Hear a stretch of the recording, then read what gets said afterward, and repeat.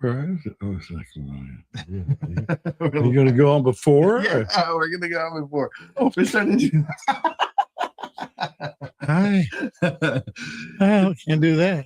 All right. Well, today we're going to talk about the boons of life. We talked. You had a list of all of the misfortunes. Oh no, yeah, we didn't talk about all of them. No, but you had a list of them, and hopefully you're going to write a little something. Did I tell you once got punched right in the face? Did I tell you about that? I didn't hear that one. No, okay, but I forgive the guy. He's an old friend because today we're going to talk about the boons. Which is a weird way of saying it, but we don't really have a word. Just like we don't have a word for what we were looking for earlier. There's not blessings, benefits. Yeah, blessings is probably the best. Blessings, yeah. So get ready for that. In the meantime, let's play the intro.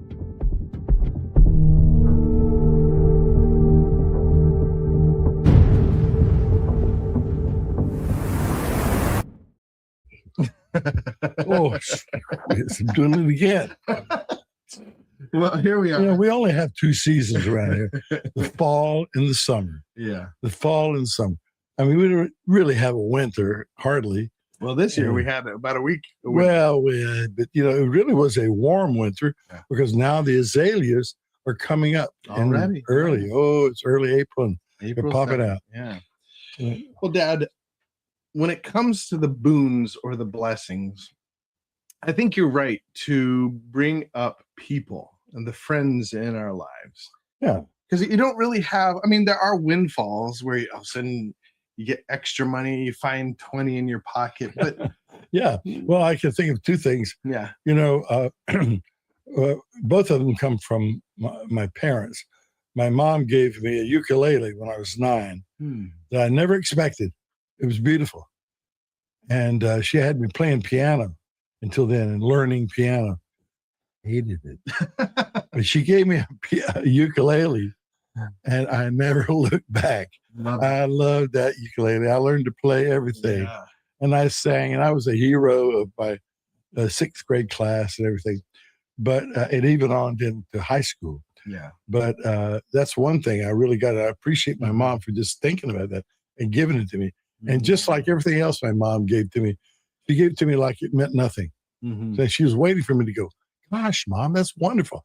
It's hard because your mom always goes, here, found out this and the pawnbrokers. Yeah, here. And she was always like that. And in heaven, I'll be able to tell her I really appreciated that and many other things. Well, maybe you'll be able to ask her why she was like that. Why she just sort of dismissed it, you know? She had a kind of a poor self-image all her whole life. Dee Dee did.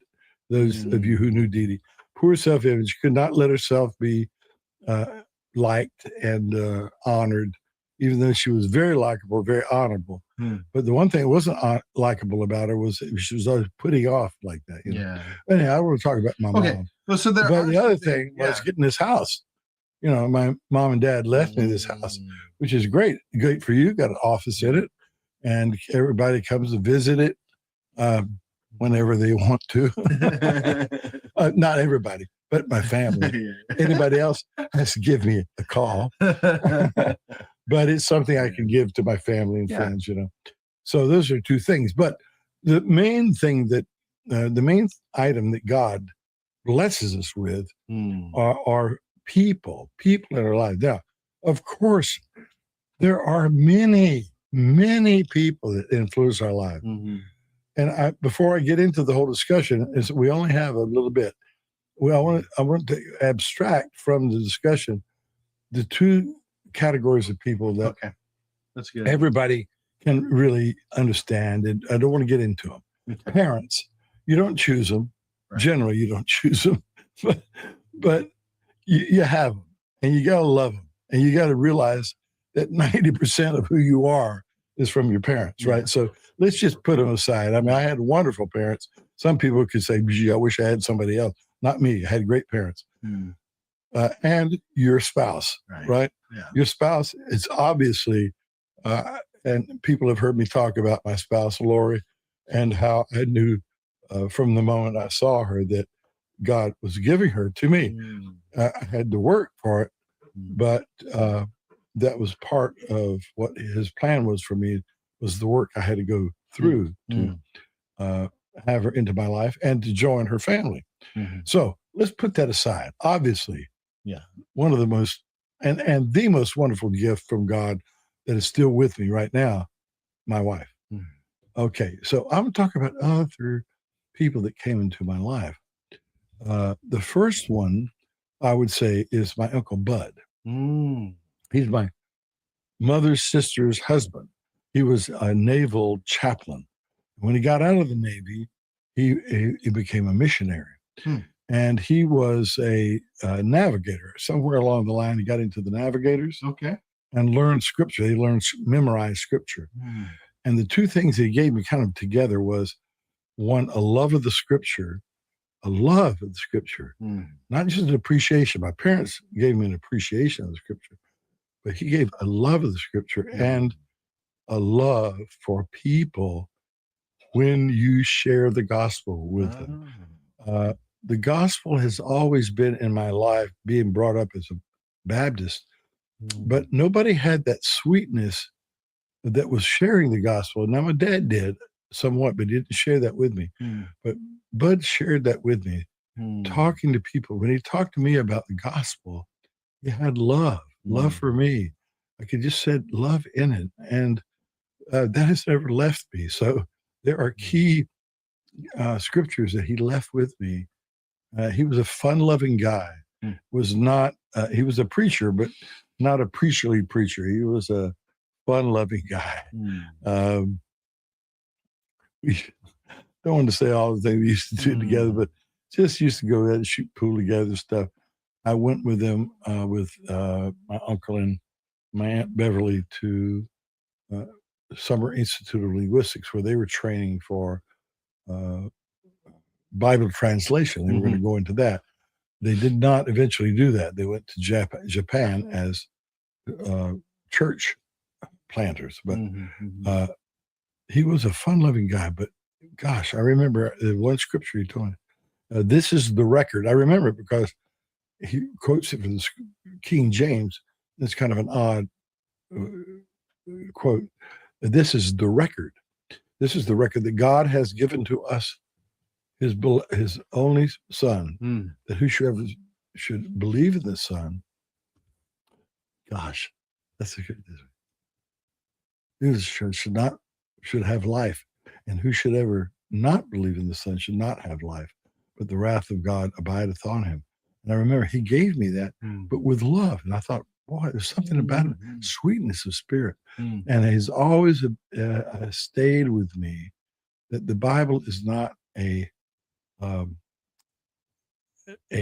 tool of condemnation, but a tool of salvation. He always felt that. He loved people.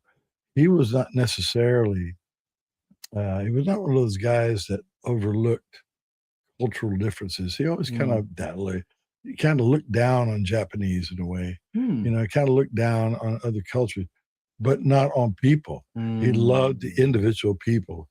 And he would talk about them, and he would minister to them, and he would see them saved and would pray with them. He loved people, and he loved the Bible, and he saw the Bible as the message of God's love for him and the message that he could give to other people. So that's Uncle Bud was the first one like that. Well, that's one of the things that came up as I was looking at scripture and the people. What is a talisman? What is a talisman? Do you know what a talisman is? Like a charm. Okay, because I'm trying to think of like a way to put it, like the person that comes into your life is a catalyst, Because I was trying to think of people in my life that friends that came into my life that were catalysts. So really, I didn't really change my life based on particular people other than my family, except for one person. That was David Tackett. Oh yeah. He talked me into moving in with him in this old inner city, Arlington Heights apartment and going to school in Deerfield at Trinity International University. I was headed for Columbia International in my head, and he called me up and said, "I already got us an apartment," because we had been roommates before, and so he assumed. Well, I didn't know that. That's good. Yeah. I mean, I've had very close friends. Of course, he was a close friend, but that was the only time a friend changed my. Yeah, now I can talk about that too. Of course, there's so many people in your life. If I miss somebody, I'm going to miss about 100 people that have been very important. But people that are key in my life, just like that, they change. And suddenly, you change and stay with you. I know David Tackett, and like David Tackett, this next guy I want to talk about is kind of a quirky, has a kind of a quirky character, very attractive to some people, but kind of off-putting to others. But just someone who should be written up about in books, and that is Bob Rose. Bob, if you're watching this, Robert Richard Rose, met him in my first year in Wheaton, actually my first several weeks in Wheaton, and he got me. That guy, he has had so much influence on me. He ought to charge me for it. He probably has in some way, but he got me to join the ROTC. No, we had to join the ROTC. That's the Reserve Officers Training Corps. So we had to go into the first 2 years at Wheaton. You had to march around and be actually in the Army in a way. And so he said, well, there's a club there, Conger Rifles, Counter Guerrilla Rifles. It wasn't a fraternity, it was a club. And he said, I'm going to join that, and you get, you earn the ribbons, and you get to be in the drill team and so on. Yeah. And I thought, hey, okay. I was kind of military, and I loved Civil War history. I was in the band, which was kind of military at the time. My dad was military, so I had a military background. So I joined it. Well, I was big in it, and I got into ROTC. I was big in it because of Bob and his encouragement, and both of us were very big in it. And we got into the drill team, and I became the captain of the drill team eventually. And Bob was always big, right behind me, doing all kinds of stuff. But he got me into, and I eventually chose the military as a career. Wow! Coming out of college because of that. Thank you, Bob. It had two edges. It was a two-edged sword. One is it gave me a career that was good for me for discipline and helped me serve my country. On the other hand, I chose to be in the infantry, which was not what along the gifts that God gave me. That's more like your mother, being able to push people around, to make decisions. I was more of a poet and philosopher. And after 3 years in the service, it ground around too much on me, and I had to get out. But I did have 3 years of profitable service in the armed forces. And so Bob really did a big deal that way, big deal. But not only that, Bob got us together. This is how I met him. First night we were all together as freshmen, I heard music coming out of the other dorm right across St. Hall. I was in Elliott. Now they've torn them down, I hear. But I heard music like stringed instruments. So I took my banjo and I went over across, and there they were, Bob, David Livingston, Greg Livingston, I forget Greg's last name. I'm sorry. It's like a Swedish name, something like that. But Greg, come on. Anyway, and they were singing folk songs. Here I had my banjo, so I was able to get through the crowd, and I joined in with them, and we became a folk group, a music group. That Bob was the leader, without a doubt.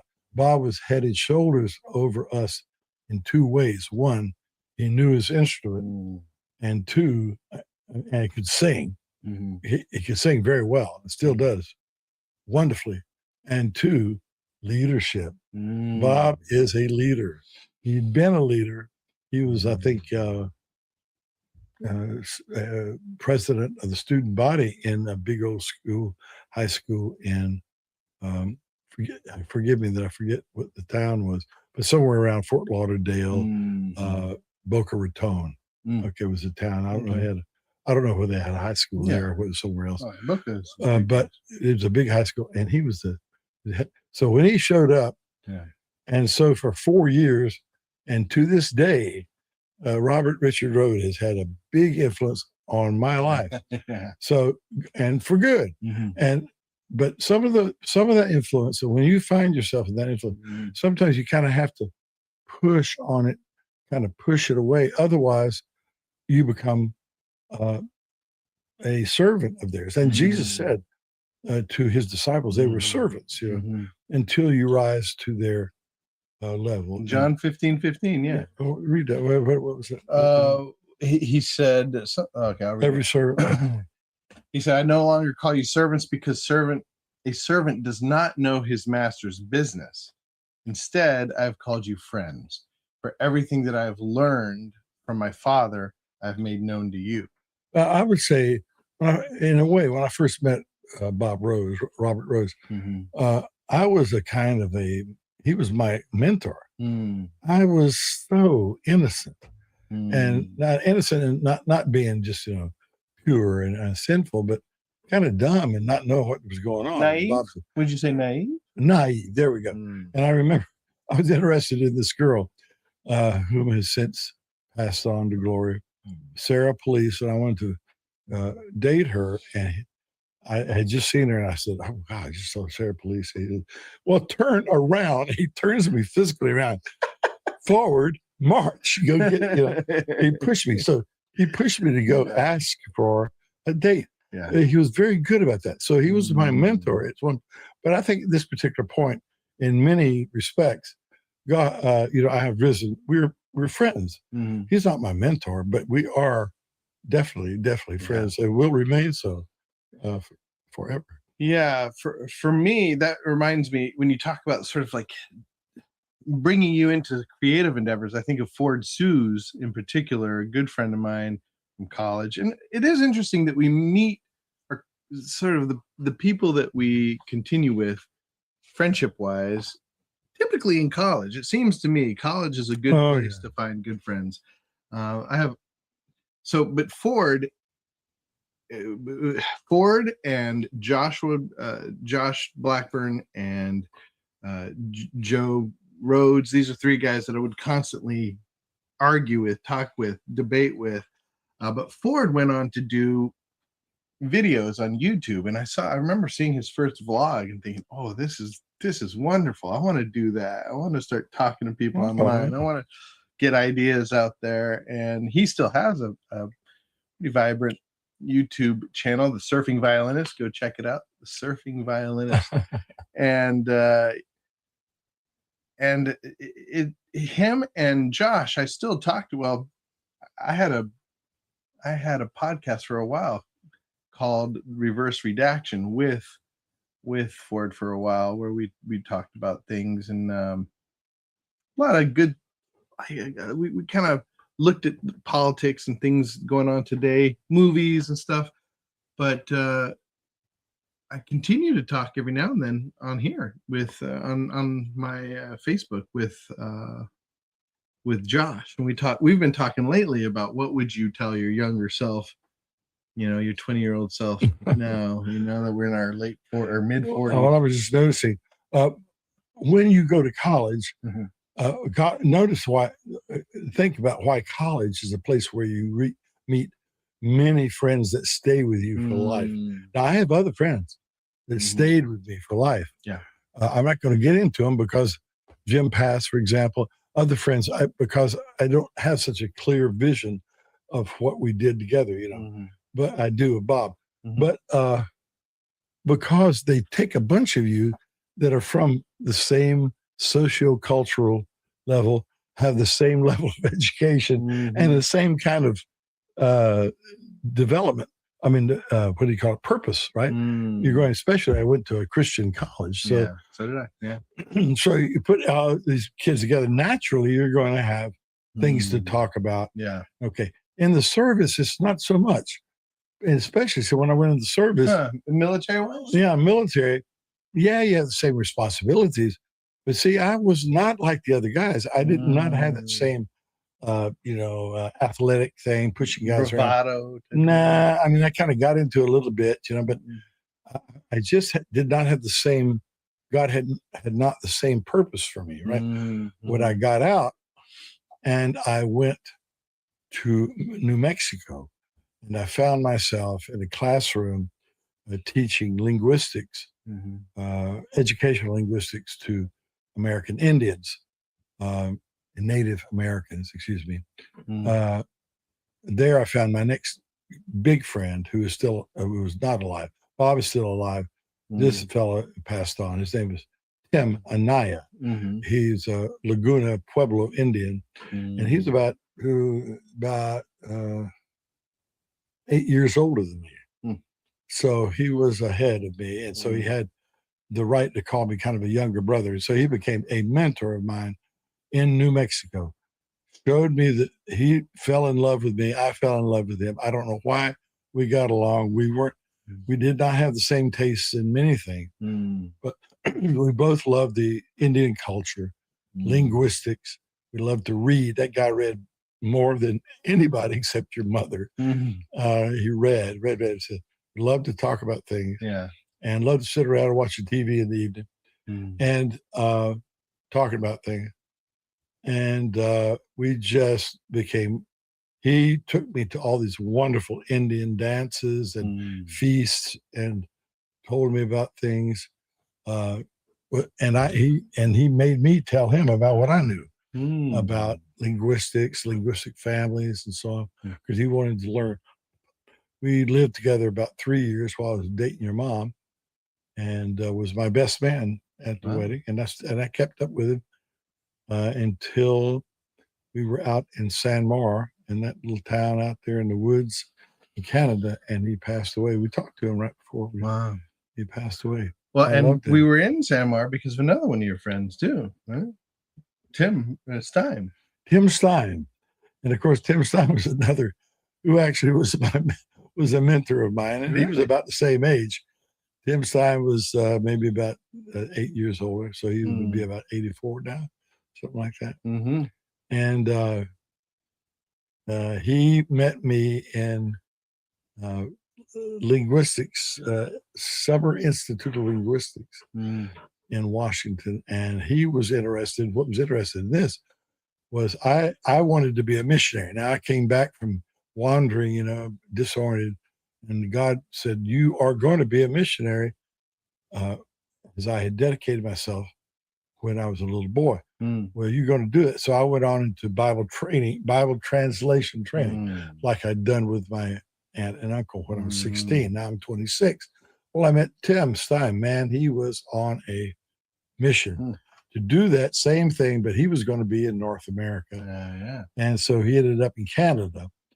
And first thing he did was get me to go. He befriended me. We became friends. And he got me to go up to Columbia. What is that? What's that place in Canada, Western Canada? I want to say Columbia. No, it's a province in Western Canada. I know. You're talking Columbia. About. No, not Columbia. Columbia, the gem of the ocean. It's not Columbia, but it's on the west coast of Canada, where they take all the big trees down. And we went up there to visit some tribes there. It was August, and it was already British Columbia. British. You're right. Columbia? British Columbia, naturally, because it's Canada.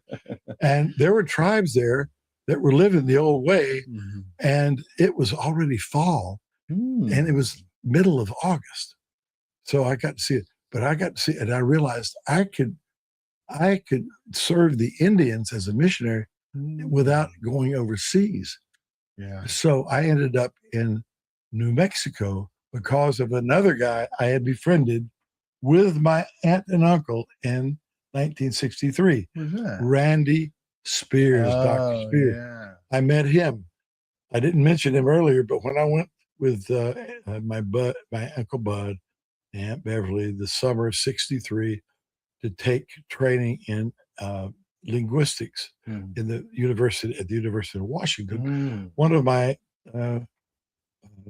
teachers was Randy Spears, a Scotsman from Brooklyn, a guy unlike me as anybody you could find, tough, disciplined, Presbyterian, and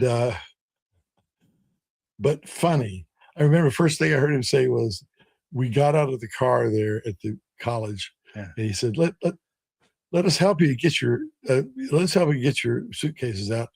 We'll show you where our heart is, namely somewhere in the mid-thoracic region. And he was always funny guy. Randy Spears. Randy Spears. And I met him again, and he was my phonology teacher. And I met him again in Wheaton, because his kid went to Wheaton. Heather was a year ahead of me. She was having problems. He went there. And so I saw him again. Oh, yeah. And he remembered. So when I sent at one particular point after that summer, and I stayed with him in 1973, I sent out a letter I sent out a letter. Is anybody that needs help in North America? He remembered me, got me to come to New Mexico. My church said, give you some money to go to New Mexico. Well, one of his teachers that worked at his team that summer was another person I could say was a gift, still is a gift. Joy Kinslow. She was a teacher of mine.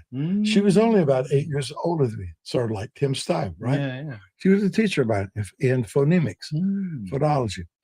She was there at the University of Washington. Well, anyway, Spears said, you can help this lady, Barbara Allen, get started. I said, okay. So I showed up on the train in October of 1973. Well, I called Barbara. Barbara says, I got somebody for you to stay with in Albuquerque. Well, it wasn't Lori Baca. I wish it had been, but it wasn't. But I go to this house, and the door opens, and who was it? Joy Kinslow from 10 years before. My teacher. I said, I know you. She says, yes, David. I come in there. Guess what she shows me? Not only a house where I can stay, but she says, we have a church here, a house church that meets on Friday nights. This was Thursday. So Friday night I went to the house church, never left it for 9 years. Wow. Never left it. And I learned house church there. And that's where you met? That's where I met Lori Baca. And Joy Kinslow Harris, her husband, became my pastors. Interesting. And Joy is still alive and still my blessed dear friend and counselor. So she is another gift from heaven. So God, you have to be open where every time you meet somebody, think, is this a gift from God? You could be like David. Meet Jonathan, who would give him his armor and warn him when things were going against him. Or it could be like Samuel, who could be his mentor and take care of him and keep him close to God. But in any case, God gives you people all along the way. Some are real strong, like Bob and Tim Stein and Tim and I were in my life, and Joy Harris. Others are just passing. Gosh, I've got lots and lots of friends now that I depend on that mean a lot to me. Michael Lawrence, he says, I mention him often because he is a helper to my heart. But some of them are so big, you just can't forget them. And those people, you need to listen to them and cultivate them as friends. Now, some of them are so integrated into our life, it's hard to remember. I was thinking of the Tysors were instrumental. Oh, yeah. Well, right now. They kind of changed the trajectory of your... Yeah, well, we have a church now, a house church, because we were having just a little bit of a house meeting because the church during COVID was closed down. I said, well, heck, we'll have a house church here outside. And the Tysors showed up. I said, well, no, if we have two couples, we've got a church here. And so now we actually have a fellowship, and the Tysors are very close to us, and people that I can lean on, and God has given to us, and they are going to be with us for a long time. I know that. Yeah. Well, it's interesting to me, looking at the Bible, most of the relationships that you see, most of the significant, the boons in someone's life, the main character, if somebody comes into their life, it's a mentor. It's some kind of teacher, a teacher-student relationship. I think of a lot of people with Paul, Paul and Timothy, Paul and Barnabas, but that became friends, kind of like you're talking about as far as Tim. Many of yours sort of started as teachers or mentors, but became influential friends. Yeah, those are important. Oh yeah. The one I thought was interesting is, of course, Jonathan and David were not meant. It wasn't really a mentorship at all. And then Mary, Martha, and Lazarus, and their relationship with Jesus wasn't really. I mean, of course, it was Jesus. So it was mentoring, kind of, but that was a much more of a buddy friendship between all three of them. And they called it your friend. It said, Lazarus, your friend is dead. And that changed Jesus' trajectory. Huh? His relationship with Lazarus changed Jesus' trajectory. Just the way he treated him as a friend. As a friend, he wasn't. He didn't go. He didn't go to make sure that Lazarus would pass his midterms. He went to raise him from the dead because he loved him. And could only. This is the best thing he could do for him. To raise him from the dead. His friendship in the New Testament has those two levels. One is mentorship, and the other is buddyhood. And so Paul and Barnabas, which started out as mentorship. Barnabas, they took Paul in and ended up as buddyhood. Your friendship. Usually, I don't think it ever starts out as friendship, and then you rise up above. Jesus says, "I have called you friend. I have called you servants." He means proteges, and now I call you friends. Once you get to I would say, I deliver everything I showed you everything as a mentor. You're my buddy. You're my friend. There's been several teachers and coaches. I was thinking of, so John Quinlan, I think, I call him a friend now. He was my youth group leader, and he's taught me a lot about this, looking at the Bible and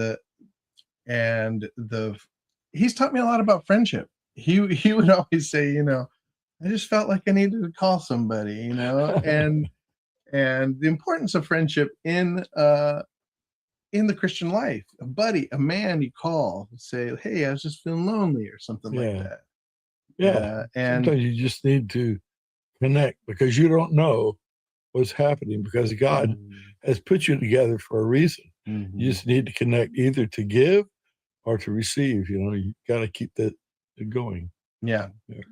Coaches too. I had coaches growing up, and Coach Boyd, and Coach Anthony. Both of them, wouldn't say either of them changed the trajectory of my, and neither of them do I like have that buddy relationship with them now, though I see them and glad to talk with them, and I still kind of feel that, like, I don't. I think you could give a lecture on submission to leadership, to pastorhood.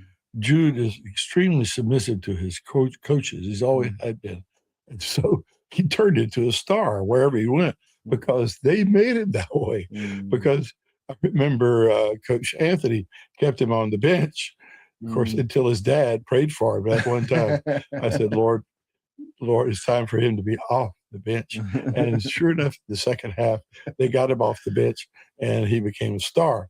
But he wasn't a star by pushing himself.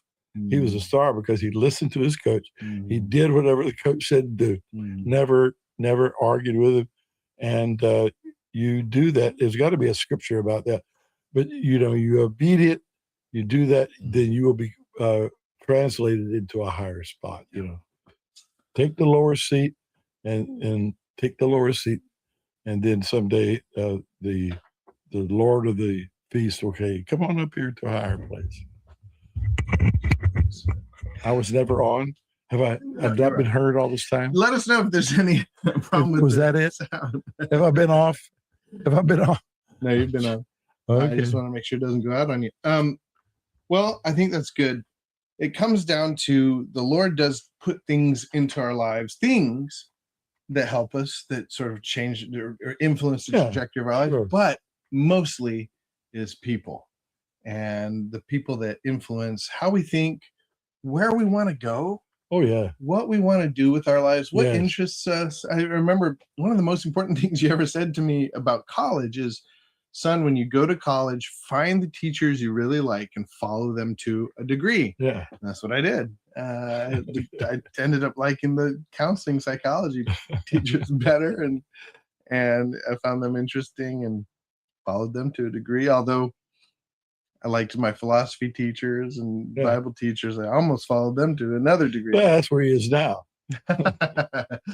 Well, thank you for joining us. I hope you got something out of that. We'll see you next week, depending on our health and availability and the heat. Have a great, wonderful week. Peace.